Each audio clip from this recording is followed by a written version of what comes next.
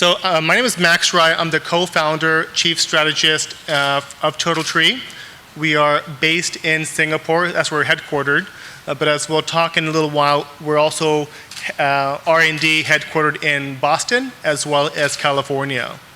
My background is actually 15 years of CEO in California for a previous company. About 5 years ago, I personally felt that I want to do something much bigger with my life, something that has a bigger impact. And that's when I started this company with my co-founder. This is our team. We have, I would say, one of the most talented teams in the world, led by Aletta Schnitzler. She's all the way on the right. She's coming from 15 years of experience at Merck KGaA. She led one of the most successful programs at Merck in the biopharma division. Now she also advises for GFI, which is the Good Food Institute, as well as founding Merck KGaA's cultivated meat program several years ago. And of course, aside from her, we have our CEO's in the middle with a dog. That's our chief executive officer. She's actually in California at the moment. But we also have other folks here as well.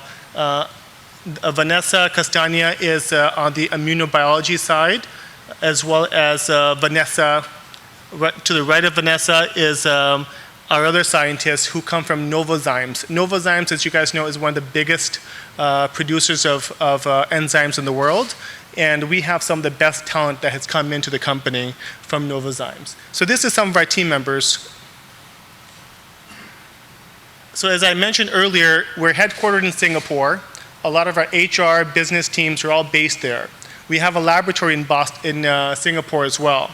But for us, we wanted to be the best R&D company in the world as well.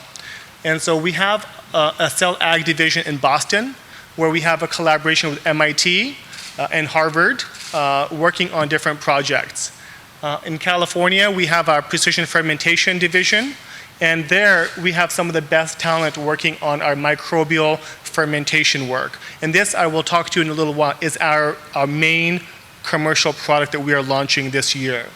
And of course, these are some of the backgrounds of our staff, coming from Harvard, UC Davis, Novozymes, Google, and Salesforce. Today, we are about 45 experts in our team. We've raised a significant amount of funding. And we're looking to launch this year. So this is what this is about. Food is broken. And this is a good example of it. And that picture is actually a real situation. We don't see this very often, but this is what happens. When milk supply is steady, the demand goes down, you have extra supply. Cows are not like machines. You can't turn them off. You can't turn them on as you need them. So you're always making milk, but if the demand goes down, farmers are forced to dump this in the fields. And this is the reality. We still need to use resources to feed the cows, to take care of the cows, but when there's not enough demand, it is actually thrown away like trash. And that's actually one of the reasons why we need to make a big change. So because of that, we think it's unethical. We're using so many resources to feed these animals, and to be honest with you, it's not necessarily an ethical environment. We've seen mega factories that treat animals just like numbers. And then of course, there's a demand in protein.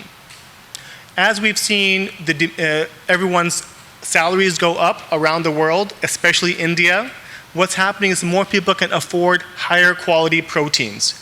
They can afford to use the best. And what happens is there's not enough of it on this planet. And the third thing is all about accessibility. Some parts of the world we have a lot of food, and some parts of the world we don't have enough food. That's one way of looking at accessibility.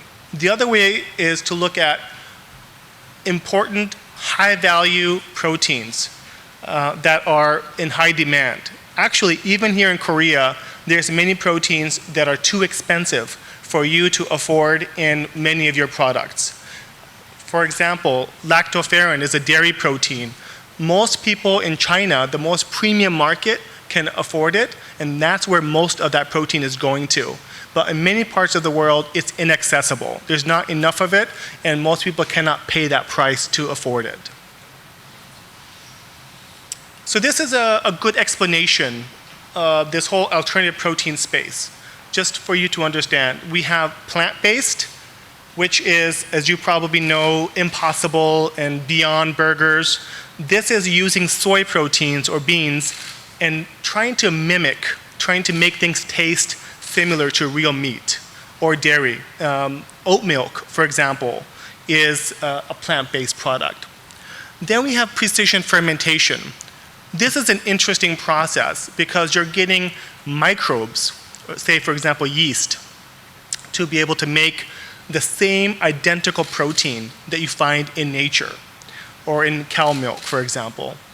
And then we have cell-based. Cell-based is a really exciting technology as well.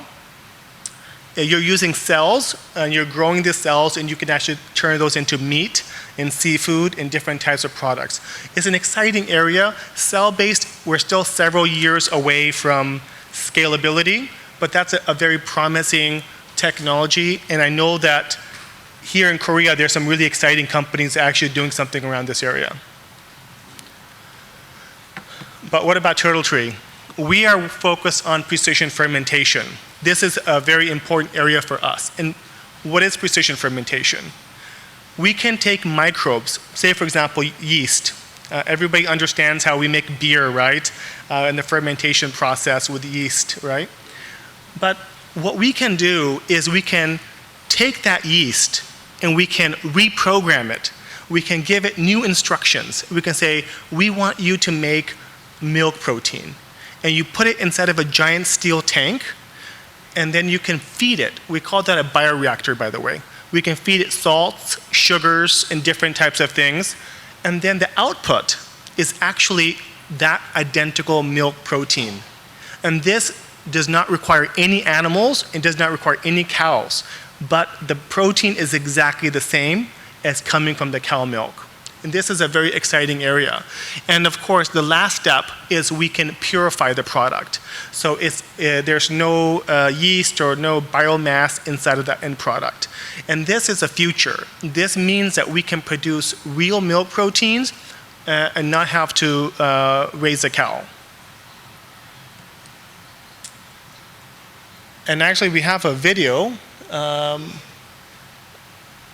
wonder if we can play this video. No? Okay. And so this is our first product. It's called Lactoferrin, and we have trademarked it LF+. Many of you have never heard of this protein before, but you will. This is one of the most valuable proteins in milk. When in breast milk, mothers feed it to their babies, and it helps the baby's brain develop, their gut to develop, and their immune support to develop as well. And this protein is actually something very high in demand around the world. And as I mentioned, most of lactoferrin in the world goes into China alone because the Chinese can afford to pay a very premium price for this protein. But infant formula, most of the world's infant formula still has no access to this protein. And this is it. Actually on the left, this is our product. It's called Lactoferrin, and this is why it's so important. A lot of research has gone into this. There's about 2,000 different research articles around this. This milk protein has real scientific benefits around immune support, iron regulation, gut health and digestion. So for thousands of years when we drink milk, this is a protein that's actually healthy and that's actually good for our bodies. And this is the protein that most people need to be able to consume. So why is it so expensive? And why is it so important? And why is it not sustainable today? You need 100,000 liters of milk just to make 1 kilogram of this powder. That's why it's so difficult. And supply fluctuations are quite heavy. This means right now the price can be $700 per kilogram one day, and the next day it can be $1,500 per kilogram. During the COVID situation, it went up to $3,000 per kilogram because of the demand around it. Our process, we can make the same protein, but instead of 100,000 liters of milk, We actually just need a bioreactor, the big giant steel tank that I told you about, and we can make the same protein and the price, same price today. And what's interesting is today we can do it the same price, but in the next 18 to 24 months, we can produce this product where naturally they can never match our price. This is the future of food production. So we have a very strong competitive advantage, and our strains are quite powerful. We have such a high yield that allows us to actually have price parity even today. So why? Why are we doing this? What's the need behind it? First of all, there's not enough demand. I mentioned this earlier. So we now know scientifically why this protein is so important for babies and for adults. Mostly for babies, right? But 95% of infant formula around the world, there's not enough of this protein and they don't have access to it. So this is a big problem. Even the entire world's production of lactoferrin, not enough. So there is a need to do this. And of course, the price fluctuates quite heavily. If you have our fermentation process, the price can be same and actually go down over time, making it more available for more people. And what is the problem? I mean, I think we talked about this earlier, is the milk source that we have today over time is actually losing protein within that milk. So you need more and more milk to produce this as well. The cost is actually quite high due to the low concentration in chromatography. So in 1 liter of milk, there's only about 100 milligrams or less per liter. That's why it's so difficult to be able to extract out. And there's a process called chromatography, which is very expensive, that also is required to be able to do this. That's in the current process to extract this product. So what's the solution? We believe using precision fermentation, we can produce the same protein at a lower cost and make it more accessible. And the purity is going to be exactly the same. We can do 90 to 95% purity, which is what current market is today. And so where are you going to see this product on the market, right? Because I talked about the exciting part of lactoferrin, but this is where you see it on the market. Today, the most expensive infant formula, the most premium infant formula has lactoferrin in it. And then you have immune support products. Morinaga, which is a major Japanese company, dairy company, they actually have it in their yogurts as well. Because remember, it's got immunity support, and it also has gut health benefits. And the Japanese are very, very forward-thinking on health in their products. They actually produce 120 tons of lactoferrin per year, and they are sold out for the next 7 years. They don't have enough of this product. And then, of course, there's also children's health foods and so forth as well that also has it. And Turtle Tree, we are working with many of these partners already. We're going to augment that market, and we're going to sell it to those customers and partners of ours. And on the right side is a huge opportunity to expand. So in the future, we are looking to work with plant-based milk companies. If you can put this in plant-based milk, then that product becomes healthier. I mean, everybody knows plant-based milk, the health benefits is not the same as real milk. That's a reality. But if we can work with them, we can give them access to lactoferrin, and they can have real health claims. It can be real benefits around the plant-based milks. This is the next generation of plant-based milks. Sparkling water, yogurts, and even traditional milk. Most people don't know this, but when you look at regular milk that you go to the store, it's UHT, right? Ultra high pasteurized. Actually, lactoferrin is denatured when they go through that process. It's heat sensitive. That means when you pasteurize it, some of the really good things in milk is actually killed off. So one thing that we're looking to do is fortify even traditional milk with this lactoferrin. And a few months ago, we actually launched this in San Francisco. We had a major event. We had about 250 people.